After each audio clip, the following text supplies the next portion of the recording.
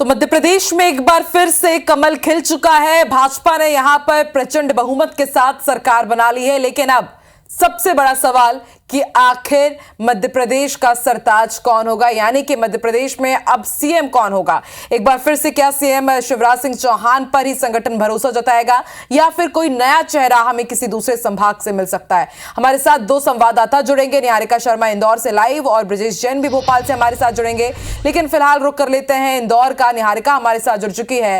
निहारिका, मालवा निमाड़ का पूरा गणित आप हमें समझाइए। कितने सीटों पर भाजपा को जीत मिली, कितने में कांग्रेस पिछड़ गई है, और एक बड़ा सवाल कि क्या इस बार मध्य प्रदेश को सीएम मालवा निमाड़ से मिलने वाला है, कितनी इसकी आपको लग रही है कि गुंजाइश है?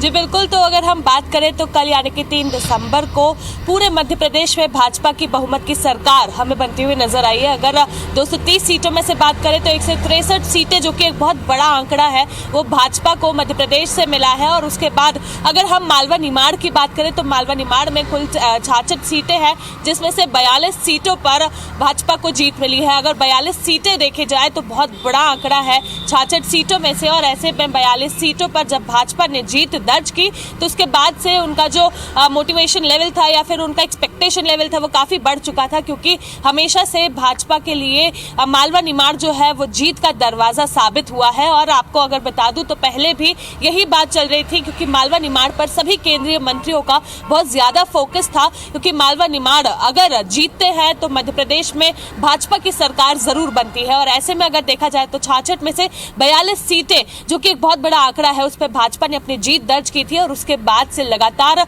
मध्य प्रदेश में भाजपा जो है वो जीतती हुई नजर आई। अगर हम इंदौर की ही बात करें तो इंदौर जो सबसे बड़ी जगह है मालवा निमाड़ की, वहां पर 9 विधानसभाएं हैं और 9 की 9 विधानसभाओं में भाजपा ने अपनी जीत दर्ज की है। और ऐसे में कई ऐसी सीटें उसमें थी जो कांग्रेस के खेमे में थी पिछले कई समय से, उस पर भी भाजपा ने अपनी जीत दर्ज की है और प्रचंड बहुमत के साथ जीत दर्ज की है। इंदौर के विधानसभा 2 के जो प्रत्याशी थे रमेश मेंदोला, पूरे प्रदेश भर में सबसे ज्यादा आंकड़ों से जीतने वाले विधायक साबित हुए हैं। अगर उनकी बात करें तो 1,07,000 से ज्यादा वोटों से जो रमेश मेंदोला है वो इस बार चुनाव जीते हैं। अगर हम मालवा निमाड़ पर फोकस करें तो भाजपा से कई सारे बड़े नेता यहाँ पर जुड़े हुए थे, जैसे कि तुलसी सिलावट, कैलाश विजयवर्गीय जो खुद एक केंद्रीय मंत्री हैं, उनके अलावा विजय शाह हो गए, या फिर अगर हम बात करें तो मोहन यादव, उषा ठाकुर के साथ ही हरदीप सिंह डंग भी और जयवर्धन सिंह दत्तीगांव, ये सभी लोगों को मालवा निमाड़ से बीजेपी से खड़ा किया गया था, ताकि एक बार फिर से बीजेपी की जो सीटें हैं वो बीजेपी के खेमे में आ सके।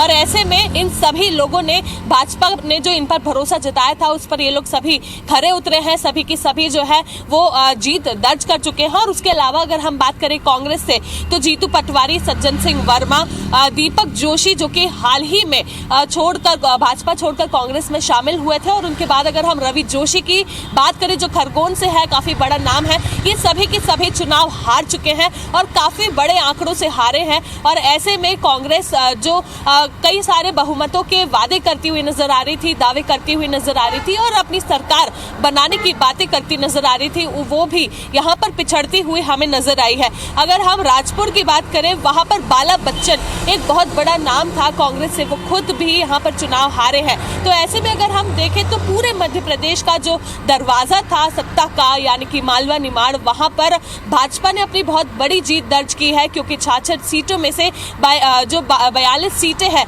वो अपने नाम की है। और ऐसे में जैसे ही उन 42 सीटों पर नतीजे आने लगे थे, जीत आने लगी थी, तभी से अगर हम देखा जाए तो पूरे भाजपा में जीत की लहर जो है वो दौड़ती हुई नजर आई थी। क्योंकि अगर हम बुरहानपुर की भी बात करें तो बुरहानपुर में सुरेंद्र सिंह शेरा, जो कि पिछली बार निर्दलीय चुनाव लड़े थे और बहुत बड़े आंकड़े से जीते थे, इस बार उन्हें कांग्रेस ने टिकट दिया था, लेकिन उन्होंने जो है अपने जो काम थे उससे लोगों को इतना प्रभावित नहीं कर सके कि एक बार फिर से उन पर भी भरोसा जताया जा सके। तो ऐसे में अर्चना चिटनिस, जो पिछले कई समय से भाजपा से जुड़ी हुई थी और लगातार वहां पर अपनी एक बार फिर से सीट जो है वो भाजपा के खेमे में लाने की कोशिश कर रही थी, वो खुद यहाँ पर चुनाव जो है वो जीती हैं। और ऐसे में अगर हम देखें तो पूरे मालवा निमाड़ के जो बड़े चेहरे थे, भाजपा ने जिन जिन पर भरोसा जताया था, उन सभी ने सीट भाजपा की गोद में लाकर रखी है। तो मुझे ऐसा लगता है, या फिर अगर हम लोगों की राय जाने तो उन्हें ऐसा लगता है कि एक बार फिर से ऐसा कुछ हमें देखने को मिल सकता है कि मालवा निमाड़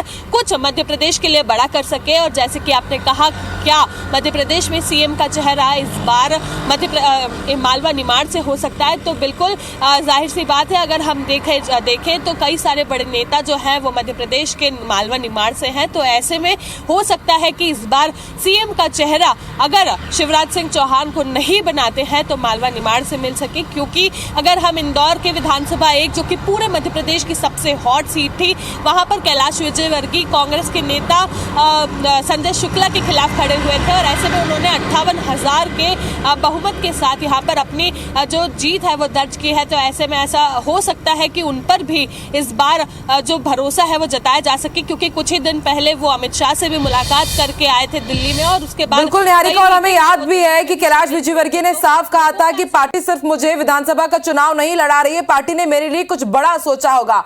अब ये बड़ा क्या है, सबकी नजरें इसी पर टिकी हुई है, क्योंकि बड़ी बहुमत तो यहां पर जरूर बीजेपी को मिल गई है। अब हम रुक कर लेते हैं भोपाल का। ब्रजेश जैन भी हमारे साथ जुड़ चुके हैं। ब्रजेश, जरा मध्य क्षेत्र का सियासी समीकरण समझाइए, कहां पर कांग्रेस चूकी है, कहां पर बीजेपी लीड ले गई, क्या वो प्रमुख मुद्दे रहे? और सबसे बड़ा सवाल कि क्या इस बार फिर से मध्य क्षेत्र से ही मध्य प्रदेश को सीएम मिलने वाला है और कौन कौन इस रेस में आगे चल रहे हैं?